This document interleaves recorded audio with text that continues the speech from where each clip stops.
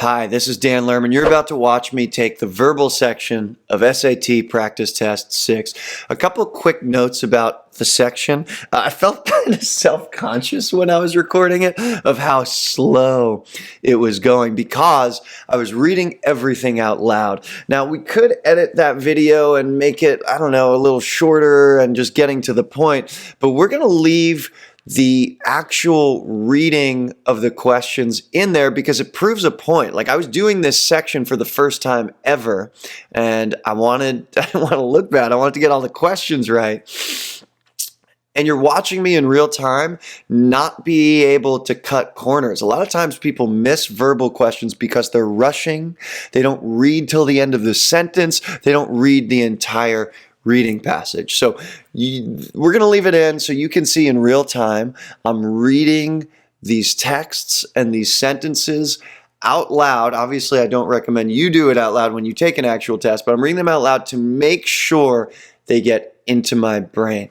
I also have the timer set to double time because obviously reading this all out loud slowed me down enormously. If I'm doing this in my head, I go much quicker and can finish in real time, and I know you can too. So that's it. Hope the video is helpful and enjoy. Okay, I just wanted to share one note about my process when I'm reading. I make some comments about this throughout the video, but when I'm actually reading, there's certain things going through my mind, and the biggest one is visualizing. Whatever I'm reading, I'm trying to make a movie in my head. Don't care if it's about science or the Middle Ages, or there's a fun question about bathing in the Middle Ages that I had some fun with. So that's kind of what my mind is doing when I'm reading the actual passages.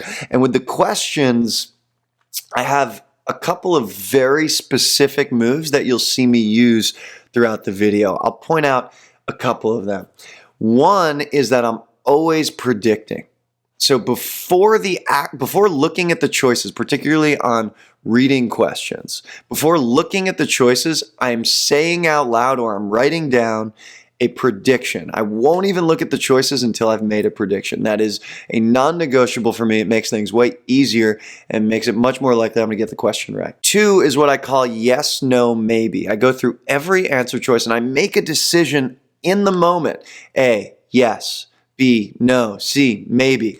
I don't just read all the answer choices and gravitate to the one I like most. I make a decision on each answer choice. That tool is called yes, no, maybe. Three, you see me use this a couple times. I'm really passionate about this one. It's called skip and come back. I wrote my PhD thesis about it. I actually called it learning, leaving explicitly, returning momentarily. You can read my PhD thesis on Google Scholar about this technique. It's essential. If you get stuck, don't make things up. Don't force it. Don't beat yourself up. Just leave the problem, go somewhere else for a few minutes, and then come back to the problem. It's amazing to witness. When you come back, a lot of times your brain just knows what to do. It's like a miraculously cool thing about using your brain. And the fourth tool that I'll mention that I mentioned in the video a couple of times is called EWM. It stands for Every Word Matters. If you get to an answer choice on the reading, and there is one word that's wrong, then the whole answer choice is wrong. So a lot of times I'm looking for wrong words because I think that the people that make the tests take answer choices that sound really good, that are right, and they add one wrong word. And so I'm trying to pick up on that. So those four tools, predicting, yes, no, maybe, skip and come back, and EWM, are tools that you can use to get better at this section. Hope you enjoy. We're doing SAT Practice Test 6, just the verbal section. Let's go. All right, so I always start these by taking a deep breath and just checking in with myself. I'll probably do this, I probably should have done this before the timer started, but here we are. And let's read. Whether Carmen Lomas Garza is creating small paintings and illustrations or large public artwork such as baile, a copper cutout of traditional Mexican dance in the San Francisco International Airport, she is blank direct experience. I'm always reading this with a blank. I'm not even looking at the choices, and I'm going to make a prediction. So she is calling on direct experience is my prediction. I'll just finish reading the sentence. Drawing from memories of her childhood in Texas or details in her current surroundings in California. So she's calling on is my prediction. All right, let's go to the choices. She is complimented by. I'm going to cross that off. That's not what I predicted. Uncertain about, no. Unbothered by, no. Inspired by, pretty close to my prediction. I feel good about it. We're going to move. All right, number 2. Disproving the common misconception of native art as blank. The painters whose work appears in the collection at the National Museum of the American Indian employ a range of styles. Okay, so maybe it's something that's the opposite of range, but I'm going to keep reading. There are artists working in the traditional arts of their specific tribal communities, artists working in European modernist or American abstract expressionist art traditions, and artists blending various traditions into something wholly new. Okay, so my prediction, disproving the common misconception of native art as like one note or not diverse. That's my prediction, not diverse. Okay, same thing. Uncontroversial, no. Individualistic, no. Theoretical, no. Homogeneous, which means not diverse. Single note. Ooh, that feels good. All right. Sweet. Let's keep it going. Number 3. I just realized I have trained myself to take a breath after every question. I just feel like it's a nice reset. It keeps things fun and light, and especially on the verbal section. If I'm not connecting with the pleasure of it, I just get bored, and sometimes I miss questions. So I'm trying to keep it light, and breathing helps me with that. Okay. Recent measurements of the mass of the W boson, a subatomic particle, were notable not only for the mere fact that the particle's mass differed from expectations, but for the blank of that difference. The measured mass was 7 standard deviations higher. Okay, so my prediction is size of that difference. Or large size of that difference. Cause, no. Existence, no. Implication, no. Scale, yes. Cruising. All right, 4. Birds sing to communicate over potentially great distances. For this reason, many researchers believe that birds in densely vegetated habitats generally sing at lower frequencies than birds living in comparatively sparse habitats. Since dense vegetation tends to blank the distance, like decrease the distance that high frequency sounds can travel. Block the distance. Yeah, decrease is my prediction. Okay, exceed, no. Diminish feels good. I'm going to look at the others. Encompass, no. Conceal, no. Okay, diminish. Yeah, this is the first module. It's actually feeling pretty easy at this point. No need to skip or no real doubts. I'm feeling like we're off to a good start. All right, on to the reading question. So here, I'm always looking at the question before I do the reading. So which choice best states the main purpose of the text? So I'm going to read it and make a prediction on the main purpose. Let's take a look. The following text is from Betty Smith's 1943 novel, A Tree Grows in Brooklyn. Oh my God, I read that in 8th grade. Remember nothing about it. Francie, a young girl, visits the library often. Okay. Sounds like a studious girl. Let's see. Francie thought that all the books in the world were in that library, and she had a plan about reading all the books in the world. Wow. She was reading a book a day in alphabetical order and not skipping the dry ones. She remembered that the first author had been Abbott. She'd been reading a book a day. That's insane. For a long time now, and she's still in the bees. Already she had read about the bees and the buffaloes, Bermuda vacations, and Byzantine architecture. For all her enthusiasm, she had to admit that some of the bees had been hard going, but Francie was a reader. This is hilarious, man. She had a lot of time on her hands. So the main purpose is to point out Francie is like determined to read all these books. That's my prediction. To illustrate Francie's enjoyment of an unusual topic, no, there's nothing unusual. I use this tool called EWM, and I'm sure I'm going to be using it a lot on the reading passages.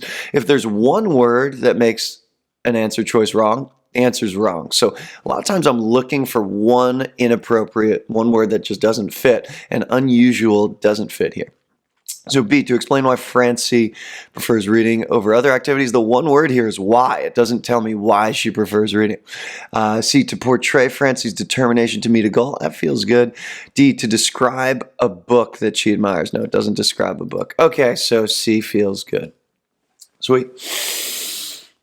Next up, I'm going to read the question first. Which choice best describes the function of the underlined portion? So different question type. I'm going to kind of read it a little bit differently, make a different type of prediction. The people of medieval Europe have traditionally been seen as uninterested in cleanliness and hygiene. I'm picturing a lot of kind of gross middle-aged Europeans, but modern research has shown that this is largely a myth. Oh, so it's not even real. According to historian Eleanor Janega, most medieval towns in Europe had at least one public bathhouse, which often offered both full immersion baths and, more affordably, steam baths. Okay. While such amenities were available mainly to town dwellers, regular bathing in rivers and streams or daily sponge baths at home were common practices throughout medieval Europe. So the function of the underlined part is like only some medieval people, the people that lived in towns, had these access to these public bathhouses. Okay, so A, it asserts that in medieval Europe, steam baths were more popular. No way. B, it describes a limitation of earlier historian studies of their bathing habits. I don't think that's it, but I'm going to leave it around, maybe minus. C, it concedes that not all people had access to public bathhouses. I think that's right. D, it explains why Janega decided to study. No, it doesn't do that. Okay, I'm going to look at B and C again. I'm pretty sure it's C, but I want to make sure. Okay, it describes a limitation of earlier historian studies. No, earlier historians, EWM, like every word matters, that isn't mentioned there, so that can't be right. It has to be C. Not all people had access. Yeah, good. All right, sweet.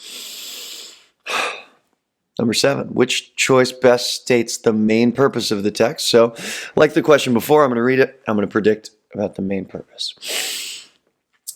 When classical pianist Martha Argerich performs, it appears as if the music is coming to her spontaneously. She's highly skilled technically, but because of how freely she plays and her willingness to take risks, she seems relaxed and natural. Her apparent ease, however, is due to a tremendous amount of preparation.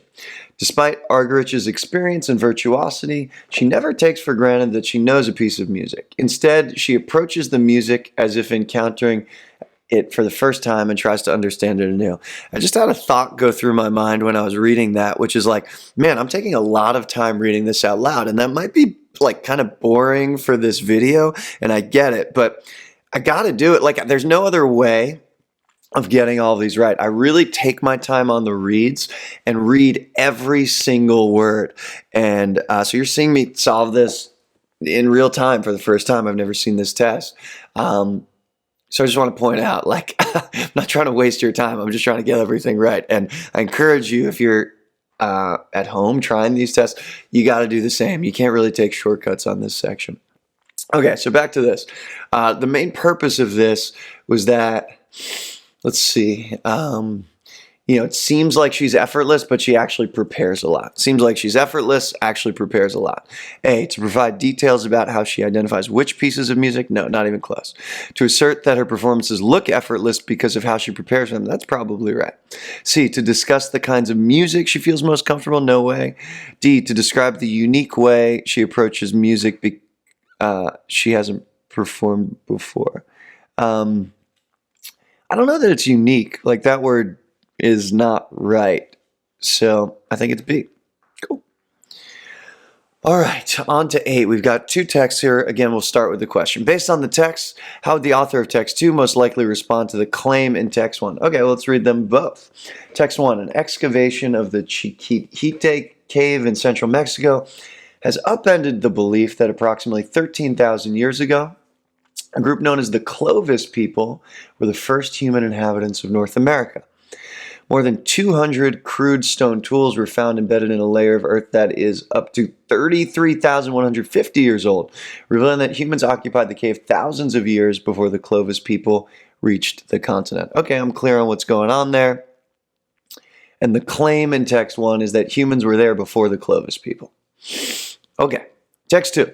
The objects uncovered in the Chiquite cave are intriguing, but it is premature to characterize them as tools. The stone pieces are so roughly shaped that they may have simply fractured from rocks during natural geological activity in the cave. Moreover, their unearthing has thus far not been accompanied by discoveries of other signs of human activity or even traces of human DNA from surfaces. Okay, so text 2, the author from text 2 is responding to the underlined claim in text 1, saying your evidence might not actually be good evidence. The quality of the evidence is questionable. Okay, A, by suggesting that it draws plausible connection between two groups of people, but still will need to be confirmed. Maybe minus, that doesn't feel great. By asserting that it rests on the assumption about stone pieces that is not sufficiently supported by available evidence, that feels really good. I think that's right. C, by acknowledging that it will most likely be proved correct. No, doesn't have anything to do with that. By pointing out that it fails to account for evidence that the Clovis people were active on. No. Okay, so let's go to A and B one more time. A, by suggesting it draws a plausible connection, but the EWM tool will need to be confirmed with further study. Not actually mentioned by the author of text 2. And B, by asserting it rests on assumption that is not supported by available evidence. Yeah, that feels great. Okay, deep breath to reset. I'm just a touch fatigued, so I'm just taking a moment to get in touch with the joy and pleasure of this and getting things right. That's kind of the most fun part for me, and let's go back into it. Okay, which choice best states the main idea of the text? All right, many literary theorists distinguish between fabula, a narrative's content, and Shuzet, that's a crazy word, and narratives arrangement of presentation events. Okay, so there's two different aspects of literature. In the film The Godfather Part 2, wow, I've actually never seen The Godfather or Godfather Part 2. The fabula is the story of the Corleone family, and the Shuzet is the presentation of the story as it alternates between two timelines in 1901 and 1958. But literary theorist Mikhail Bakhtin maintained that a fabula and Shuzet are insufficient to completely describe a narrative. He held that systematic categorizations of artistic phenomena discount the subtle way in which meaning is created by interactions between the artist, the work, and the audience. So the main idea is these two classifications aren't enough to capture the essence of the art. Let's see what the choices say. Literary theorist Mikhail Bakhtin argued that there are important characteristics of narratives that are not fully encompassed by the two concepts that other theorists have used. That's almost exactly what I predicted. I love it, but I'm still going to read the other choices. Literary theorists claim that meaning is not inherent in a narrative, but is created. No, doesn't have anything to do with that. C, the storytelling methods used in Godfather Part 2 might seem unusually complicated. No, that's not the main idea. D, narratives that are told out of chronological order are more difficult. No, has nothing to do with that. Okay, it's N. I think this is the first kind of tricky-ish question that I'm feeling, and I just want to point out how easy it feels when I do the thinking up front. When I'm reading and actually thinking and making a good prediction before I look at the choices, the test feels so much simpler, and I highly recommend you do that for every question on this section. All right. 10. Which choice most effectively uses data from the table to complete the statement? Okay, so yeah, that's the first one we're looking at with data. I always read the title of the table. I feel like that kind of frames for me what I'm going to be looking at. So partial list of candidate species for de-extinction. This makes me think of the movie Jurassic Park, one of my favorite movies growing up, and bringing back to life extinct animals. And then I'm looking at this table, and I'm going to do what I call the one-sentence story. So what's the one-sentence story that this table is telling us? So I'll take a minute to look at it. And it's just 5 different species that became extinct and when they became extinct. That's the story. The huia is, I guess that's not the most recent. The Caribbean monk seal is the most recent. And then the saber-toothed cat, that's the one that became extinct the longest time ago. Okay, and let's read here. The passage of time is among the many obstacles faced by scientists who are pursuing de-extinction efforts. That is, efforts to use breeding or a mixture of cloning and genetic engineering to bring back extinct species. Specifically, researchers are concerned that the longer a species has been extinct, the less likely that a suitable habitat still exists. So if they're extinct a long time ago, it might be harder to bring them back. Among candidate species for de-extinction, this problem would be especially concerning for, my prediction is the oldest one, the saber-toothed cat. Okay, choice A, passenger pigeon, no. Saber-toothed cat, yes. Woolly mammoth, no. Caribbean monk seal, no. Okay, another example of prediction making this so much easier. Keep it going. All right, oh, what a relief these are getting shorter. I'm going to reset, and I'm just feeling excited that I don't have to read for like 2 minutes before I answer this. Which quotation from the yellow wallpaper most effectively illustrates the claim? Okay, let's find out what the claim is. The yellow wallpaper is an 1892 short story by Charlotte Perkins Gilman. In the story, the narrator expresses mixed feelings about her surroundings. So I need something with mixed feelings. Does A have mixed feelings? This wallpaper has kind of a sub-pattern, a different shade, particularly irritating one. I don't think that's mixed feelings. I think it's just she's irritated. B, by moonlight, the moon shines all night when there's a moon. I wouldn't know it's the same paper. I don't see mixed feelings there. I'm really getting quite fond of the big room. All but that horrid wallpaper. Yeah, fond, excited, horrid, bad. That's probably our answer. D, the color is repellent, almost revolting, a smoldering, unclean yellow, strangely faded by the slow turning sunlight. No, there's no mixed feelings there. That person's just disgusted. So we'll go with C. All right, next up. Which choice most effectively uses data from the table to complete the comparison?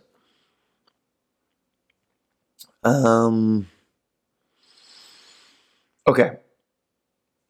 Same thing, I'm going to read the title. Land area covered by native flowering plants at a site in Antarctica. So this is talking about flowering plants. I didn't actually know there were plants in Antarctica. That's kind of interesting. Okay, and then the one-sentence story of this table is 2 types of plants, the change from 2009 to 2018, and then the percent increase in area. Presumably this has something to do with global warming, but I don't think that's been mentioned yet. Okay. The only flowering plant species native to Antarctica, Colobanthus quitensis and Deschampia Antarctica, grow in places where the earth remains free of ice for much of the year. Oh, okay, got it. So I see what's going on here. I guess ice is disappearing from Antarctica and the flowers are spreading.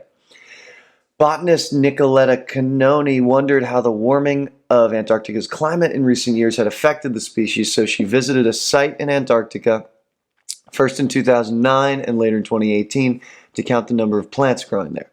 Canoni found that the area of land covered by the 2 species had significantly expanded during the 9-year period. That makes sense. While both species likely benefited from warming temperatures, Colobanthus quitensis, my prediction here is spread even more than the other plant. Suppressed the growth? No, that has nothing to do with it. B, saw a greater expansion than Deschampia Antarctica did, increasing the area of land it covered by more than half. I think that's right. C, showed a greater increase in the average size. Nope, there's no data on average size. And D, covered land newly freed from ice at a rate 55% faster. No, the 55% faster is off, although that's a little bit tricky. So B's the answer here. Okay, next up.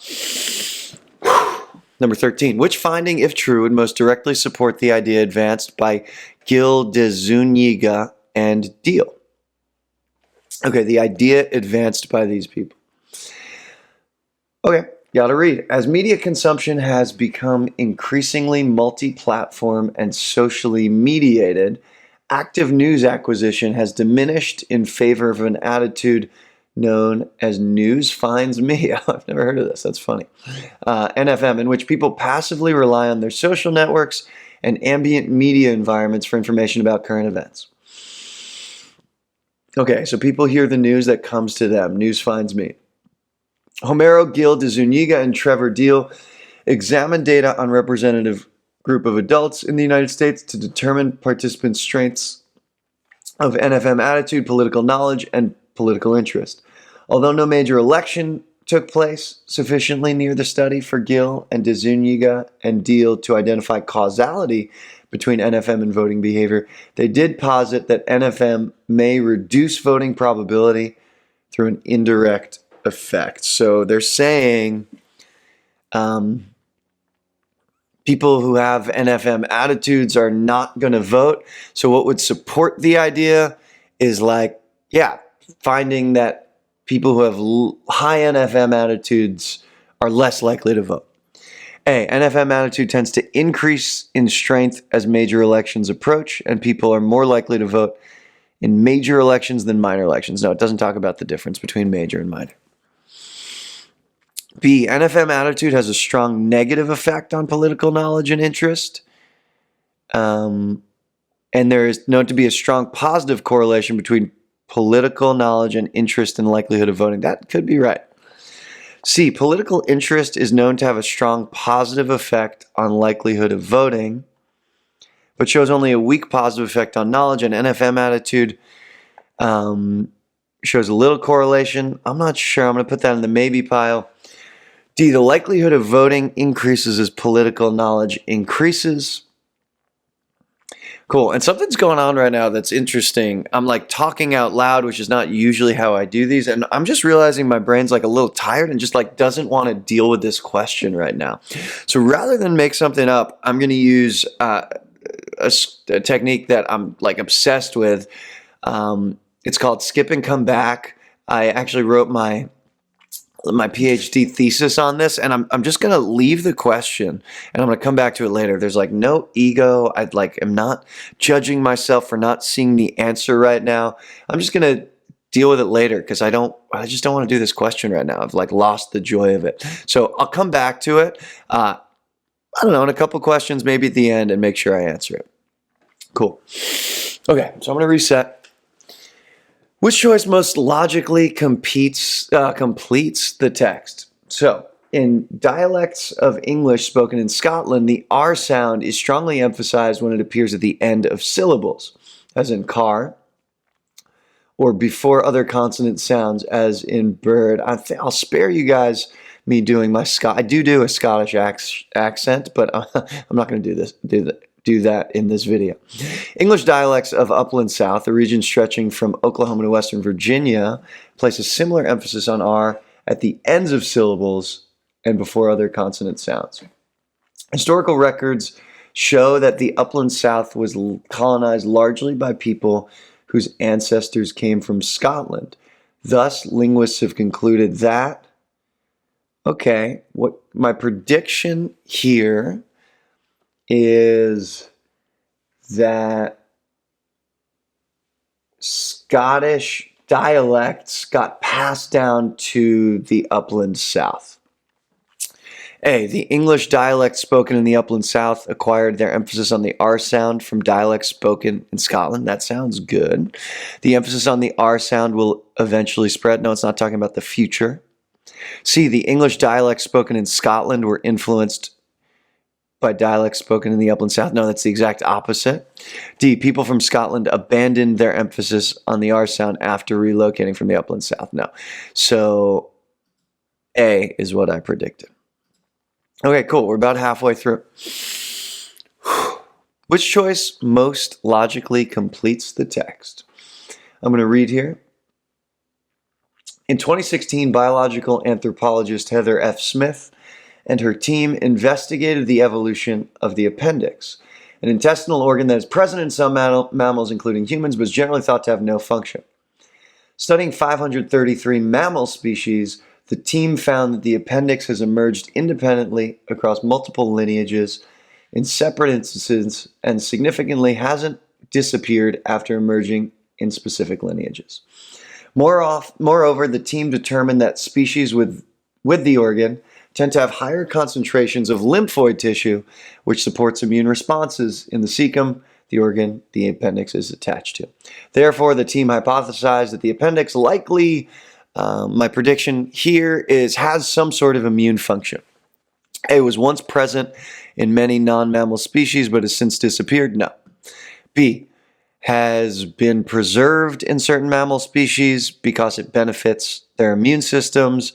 Maybe. That feels pretty good. C, will emerge in greater numbers of mammal species? No. D, produced higher concentrations of lymphoid tissue in mammals in the past than it does currently? No, it has nothing to do with past or present. So B, just what I predicted. Okay, cool. And now on to the grammar questions. I love these. These are shorter. I have a really systematic way of thinking about these, which I will show you. So let's check these out. So I have, they're kind of 10 question types that you can run into on the grammar side of things on standardized tests. And I'm always thinking, what question type is this? And what's my reasoning before I get to an answer? I'm just kind of peeking at the choices here. I wouldn't do that on the reading, but on the grammar, I'm peeking just to start to tell what type of question this is. And this is a sentence structure and punctuation question. So I'm going to read this and use some reasoning around sentence structure and punctuation to try and get to an answer here. So a harpsichord may look just like a piano, but the difference between the two instruments is easy to hear. When a harpsichord's keys are pressed, the strings inside the instrument are plucked, not struck. Okay, so one thing around sentence structure and punctuation questions is what I call the golden rule of commas. If you don't need commas, don't use them. If it isn't like a list, or you're adding on a dependent clause, or all the other reasons you would use commas, don't use it. So the standard is not to use a comma. And in this case, the strings inside the instrument are plucked. No need for a comma. The answer is B.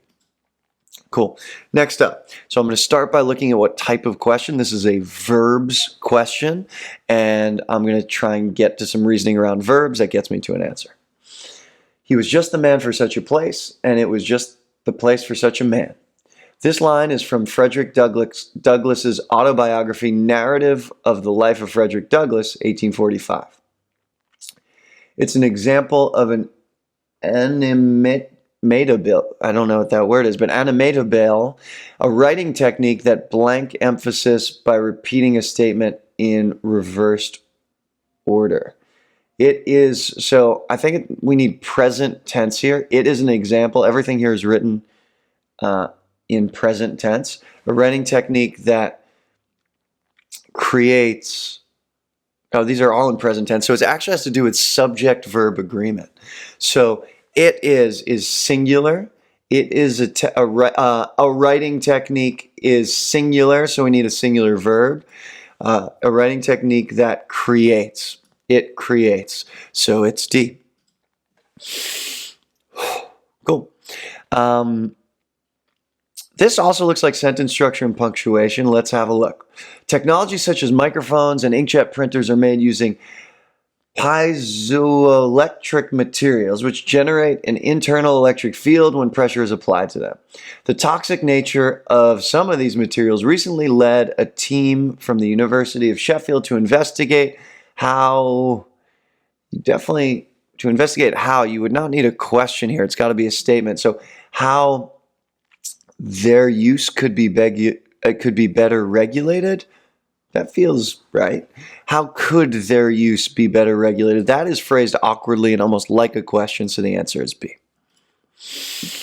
Okay, number 19. This one looks like a verbs question again. So let's see if we can get to a reasoning before we get to an answer. Each night in Gijón, Spain, a section of the city's marina is bathed in a soft green glow. The source of the glow is the Árbol de la Sidra, a large sculpture made of 3,200 recycled glass bottles, a lamp inside the tree-shaped structure. Subject-verb agreement. A lamp is singular. A lamp illuminates the green glass. And also, I guess this has to do with tense, not just subject-verb agreement. Are we talking in the past, present, or future? So, is bathed in the soft green glow. This whole sentence is written in the present, so we need the present tense. A lamp illuminates. Yep, I feel good about that. Cool, 20. This is also sentence structure and punctuation, particularly around apostrophes. So let's see what we've got going on here. French philosopher René Descartes doubted whether he could prove his own existence. Eventually, he found proof in his famous phrase, "I think, therefore I am." The phrase is, so we need phrase apostrophe S because phrase is singular. Apostrophe S is possessive, so it can't be A, can't be B. It has to be C or D. The phrase's simplicity masks there, and this is a pronoun issue in C. There is a plural pronoun, phrase is singular, can't be C, masks it's gotta be D. Cool, so this was sentence structure and punctuation, also pronouns in this one. Okay, which choice completes the text so it conforms to the conventions of standard English? This looks like another sentence structure and punctuation question, has to do with colons and commas. Let's take a look. Fans of the film Moana 2016 may not know that the deep and humorous voice behind the character Tomatoa the crab belongs to comedian, actor, and musician Jermaine Clement. This again is the golden rule of commas. There's no need for a comma here. There's no extraneous information. It's not a list. So golden rule of commas, the voice behind the character Tomatoa the crab it's just A. No need for a comma. All right, transitions. We'll probably have a couple of these. And here I'm definitely predicting again. So I take a peek. I see it's a transitions question, but I'm going to predict what goes in here. So celebrated Tua potter Maria Martinez made her signature all-black ceramic vessels using a heating technique called reduction firing. This technique involves smothering the flame surrounding the clay vessel. Blank, the vessel takes on a shiny black hue. Like, as a result is my prediction. Yeah, and there it is. So it's not on the contrary, not for example. Yeah, my prediction was there. And that just came from a nice, slow, confident read before I even looked at the choices. So that's a huge key. A lot of people have trouble with this type of question because they're rushing. They don't want to read the sentence that doesn't have the underline. And I just have to say, you gotta actually read the whole text to get these right. All right, next up.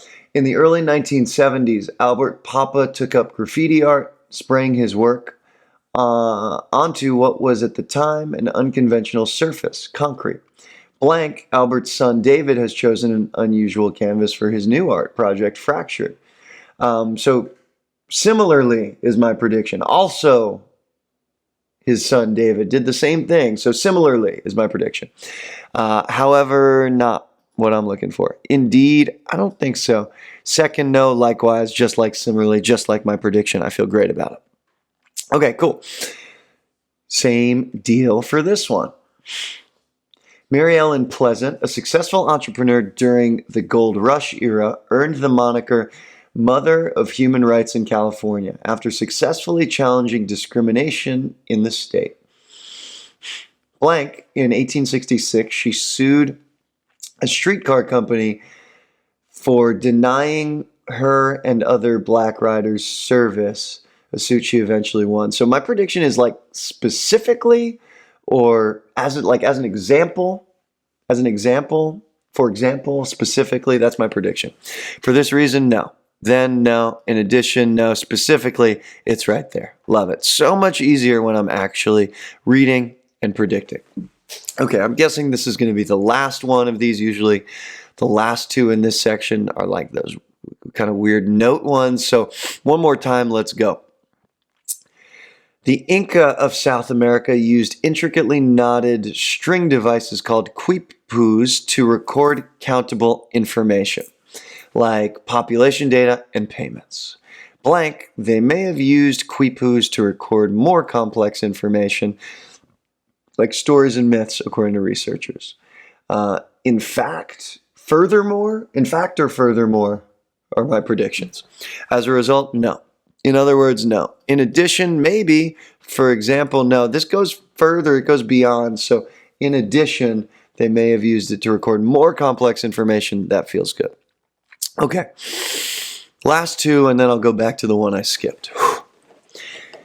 The student wants to emphasize Janaki Amal's achievement, which uses the relevant information from the notes to accomplish this goal. So I'm going to make a prediction here about Janaki Amal's achievement. I'll read the notes here.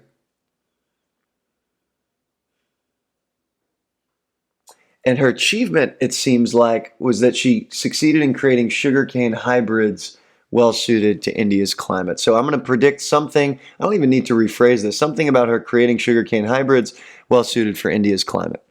A, by crossbreeding the imported sugarcane species with grasses native to India, Amal succeeded in creating sugarcane hybrids. Yeah, that's exactly what I predicted. I'm pretty sure it's A, but I'll read the others. In the 1930s, nope. Doesn't highlight her achievement. Amal was enlisted at a time. Nope, doesn't highlight her achievement. And it doesn't highlight, in this last one, that's pretty close, but it doesn't highlight her. So it doesn't mention her. And we want to highlight her achievement. So it's A. Okay, last one. Student wants to specify how salt enables energy storage. Okay, salt enables energy storage. I'll read the notes.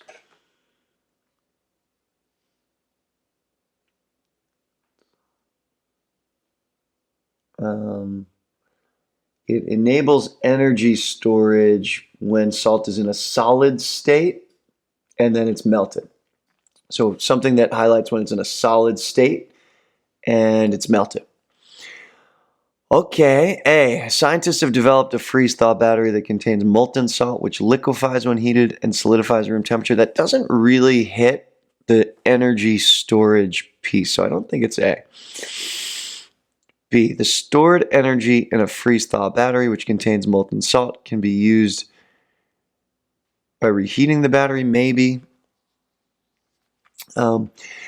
When the molten salt in the freeze-thaw battery solidifies at room temperature, energy stops flowing and can be stored in the battery. That feels pretty good to me. And D, molten salt allows a freeze-thaw battery to retain 92% of its charge after 12 weeks. No, that has nothing to do with it. Okay. I feel like I could get to an answer here, but I'm going to skip and come back one more time because I just want to make sure to get this right. So I'm going to hit this little navigator on the bottom. I can see 13 was the one that I skipped.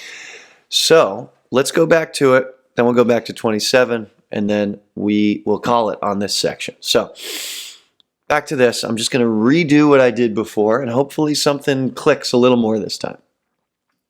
Which would most directly support the idea advanced by Gil de Zuniga and Deal? And the idea was that NFM may reduce voting probability through an indirect effect. Okay.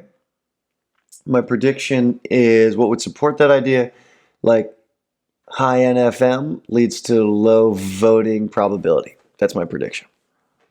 Okay, B.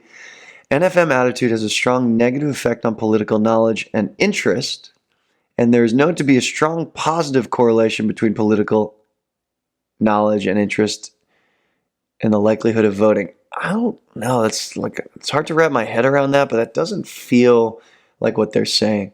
I'm going to keep it around.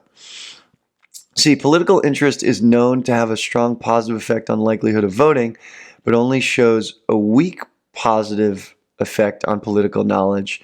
And NFM attitude shows little correlation with either political knowledge or political interest. We don't want NFM to have little correlation, so it can't be C.